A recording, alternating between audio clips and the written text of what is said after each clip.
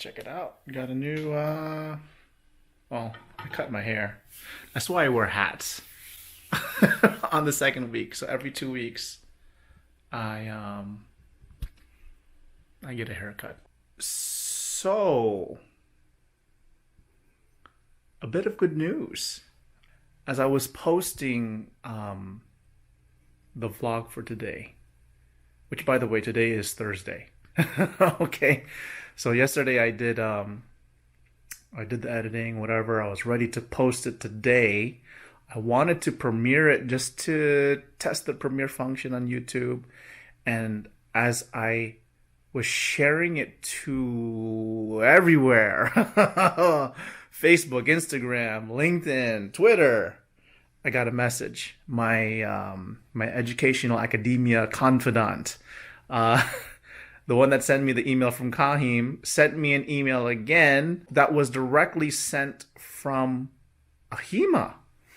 And this is actually good news. So apparently they got word themselves of all of this uproar. Again, I'm thinking it's from our group causing me to post on LinkedIn, getting all the professionals involved, getting all the students involved, and they started to write letters.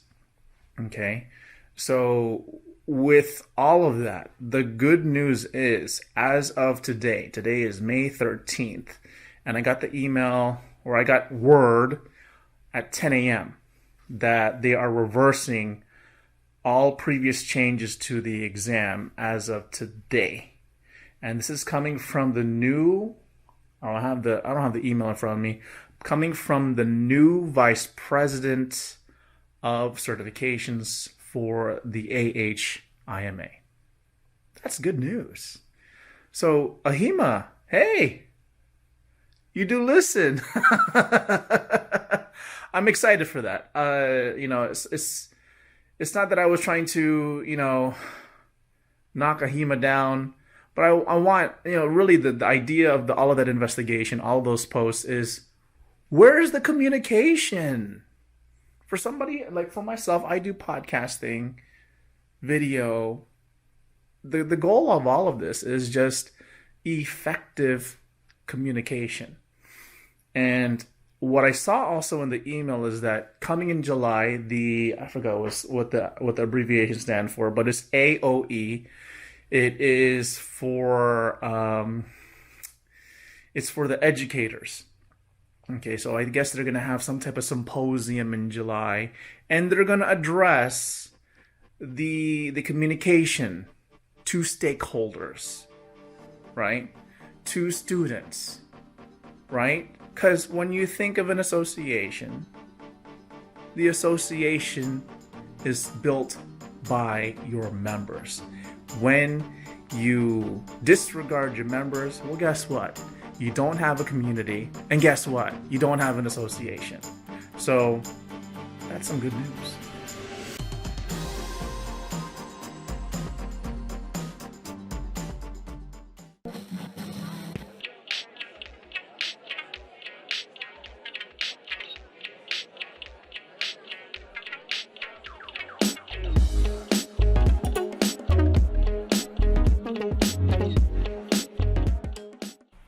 On this coding clinic.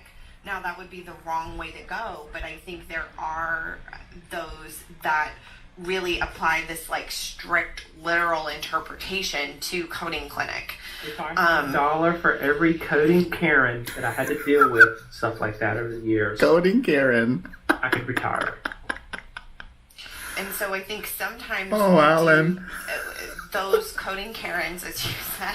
That's the name we're calling it from now on. Okay, so If you guys are wondering what I'm listening to, it is a podcast titled Coder versus CDI.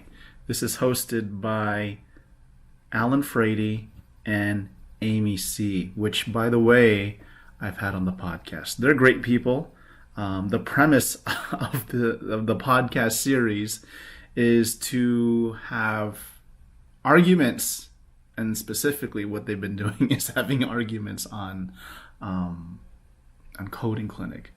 So I was just listening to the recent episodes on strokes, coding Karens. That's something new I've never really thought of, but it does make sense. But again, but the premise of this podcast is educational, but also it serves for some great infotainment. Our family is celebrating my youngest. It's her birthday next week, but we are celebrating it this weekend because, well, of course, the schedule, but we also have family coming over this weekend. So this is what I'm working on this morning, is putting up signs, if you could see it. Lawn signs. I think this is the newest thing. For birthdays, I know graduations, they put up these signs. If you're wondering, you can get these at Amazon. I know there are people who rent out these things, but they can get expensive. So if you want an alternative, go to Amazon.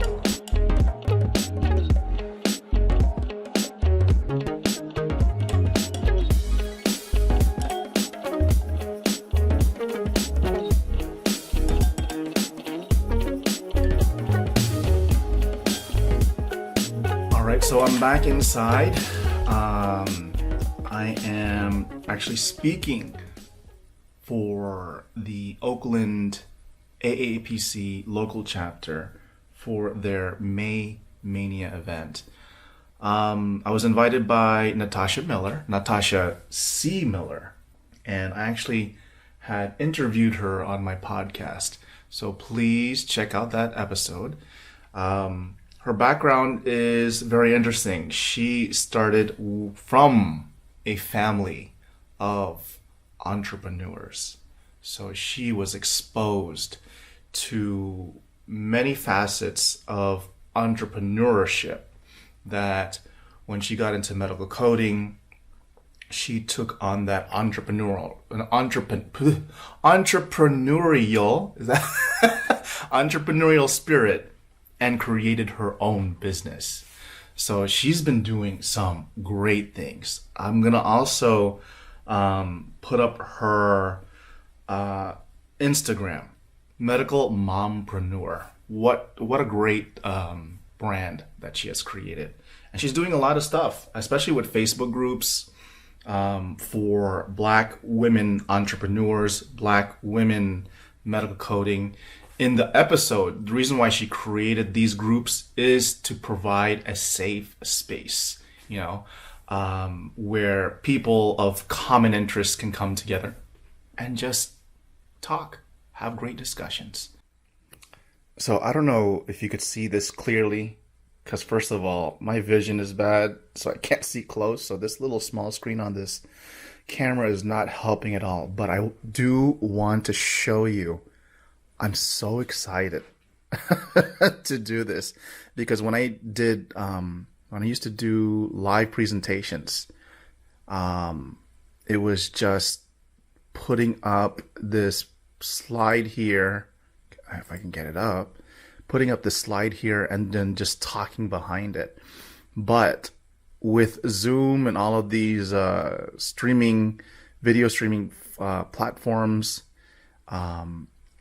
there needs to be a way of making the speaking and I guess experience a little better, right? So this is what I had found is this. It's called Logitech Connect. So if you see here, I have a Logitech camera. And so with any of the Logitech cameras, this one's a 1080p. Also, look, this is the camera that I'm using, if you guys are wondering. This is the DJ Osmo. Can you see it? All right. It comes up with this, it came with this ability to download this software called Logitech Capture. Now, I don't know if this can be used with any other camera, but look at this. Look. I'm going to show you what I can do. So when you're on a Zoom call, you see me, right? And you could also see my presentation, right? And you could also do this. Look at that. Hey, all right. And you could also switch it around. You could also put me in the bottom. I actually move myself around and switch it around too. So this is a game changer. There's an alternative out there. It's a free software. It's called OBS. I had discussed this with Stacy Tortorica, and she's using it, but I found it not user-friendly. I mean, I just need more time on how to use it, but I'm excited for this. Hopefully, this is my first time using it. So Natasha, if you're watching this, this is the background behind the scenes that you're seeing. So hopefully this works for today's presentation. So out of all days, so right before I was about to speak, my power went out, and the power went right on a little bit after when I was supposed to speak, but the internet kept on cutting in and out. So I don't know, man. You know, when you go in to do a presentation, you have a certain level of energy, but when you cut in and out and you have to apologize for the internet, oh my gosh. So anyways, the chapter went on break. They're going to bring in another speaker, and then hopefully this resolves. All right, everybody, it is Sunday. I'm just looking back at yesterday's fiasco. So to recap, well, first of all, let's start off with this. Yesterday, I participated in a May Maynia event. I've been doing this since 2018. I think 2018 I did Space Coast, Florida, out in Cocoa Beach, or Cocoa, Florida. The next one was for Orlando. I don't think I did one. Did I do one for 2020? I'm not too sure. I have to check back. But this year was in Oakland, California. And again, invited by Natasha C. Miller. And thank you for inviting me again.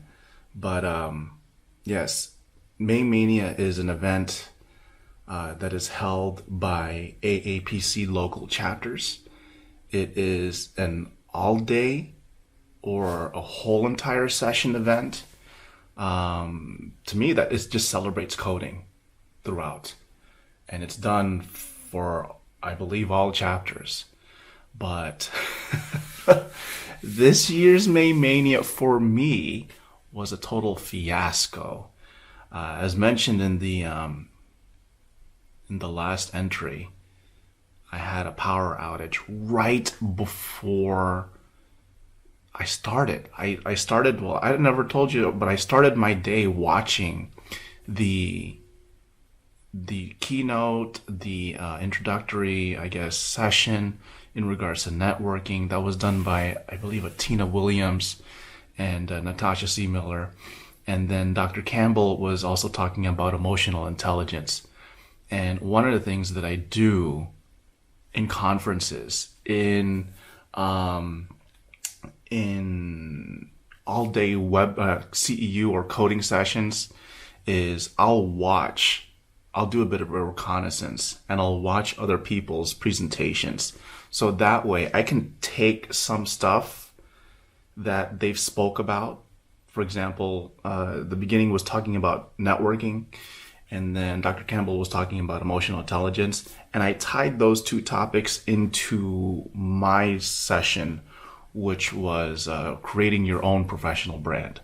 Anyways, so I watched all of that. Dr. Campbell was finished, and then they went on break. And in the middle of the break, right before I think they were getting ready to start, I turned on my light. I turned on this light. I got my camera. I had everything ready. I had my presentation up. All of a sudden, pew, the power went out. And I'm like, what's going on? This can't happen. I was supposed to speak at 1:45. This happened right before right before, and I panicked, and so I texted Natasha, hey, my power went out. I actually ran out to my transformer or whatever outside. I'll show you a picture. Nothing. Just to show proof, nothing. So I wasn't, lying. So I said, look, there's no power. And I even went to our energy company's website, and it showed an outage for a couple thousand people. So I think what had happened is that there's a construction over by the major highway that I showed you in the previous vlog. And I think they hit a power line. And on top of that, they also messed up the internet connection. So anyways, the power came back on. I think Natasha had already contacted the other person that was supposed to speak after me to speak next. And then she said, and I told her, I think I'm ready. And then she asked me, you sure? Or actually I said, no, I'm going to wait. And she said, you sure? You can go on now. And I said, okay, I'm going to go on now. And maybe I should have taken that first offer of waiting later, because it would have given my, whatever, I don't know, my router power to get situated. But I decided to go up next because of my schedule after I had to do something later on. So anyways, I get on, and then I start speaking. And then I start cutting out like multiple times. Like I was in the middle of one part, and then I would cut out. Then I would come back on and cut out, come back in and cut out. So either it was my laptop, the internet, or even Zoom. So I think Natasha decided, look, let's just take a break. Let's take a break. And then we decided to have me speak later. So I rebooted my computer. I updated this laptop here, which I have. It's pretty old. God bless this computer. It's been through a lot. But this is the one that I can do my podcast with. But I rebooted it. I updated it. And for some reason, I felt maybe I should switch my other computer. I decided to switch my laptop and set everything up. I think that was a big mistake because when I started to do the presentation, my microphone, all of a sudden, this microphone here that I have, I don't know if I could see it. Yeah, this one here just decided to cut out and not work anymore. And they couldn't hear me. And the thing is, the way I have this set up, I only have 2 screens. I usually work with 3 screens. I couldn't see the chat. And so Natasha all of a sudden popped on and she said, Brian, I don't think we could hear you. And I'm like, wait, what happened here? And so I had to use the microphone from my webcam. To me, I'm an audio, I guess, I appreciate audio. And when my audio is not good, I kind of feel bad. So using I've heard the audio on my webcam and it sounds okay. So I got close to it to make sure they could hear me. But I think at that point, power outage, internet outage, equipment not working. What's the worst that can happen so far? My energy or my enthusiasm to do it, to tell you the truth, it went down. I was like, ugh. You could tell it on my face. Like, do I even have to, should I even just finish this presentation? But I guess, when I looked at the presentation and you gather enough strength and you gather enough motivation, I did it. So one case example, and I'm going to make it quick, is I used to play, I still play, but I played piano when I was in high school.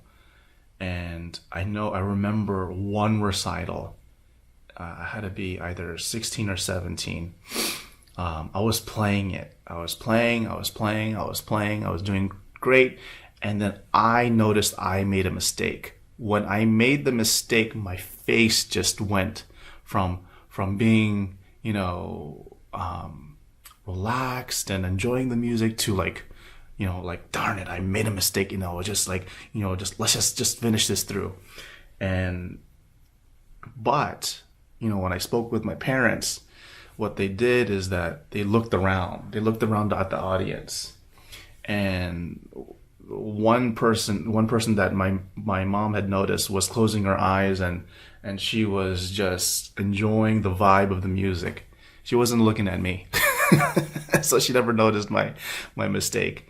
So the takeaway is, you can make a mistake even in presenting for a coding webinar.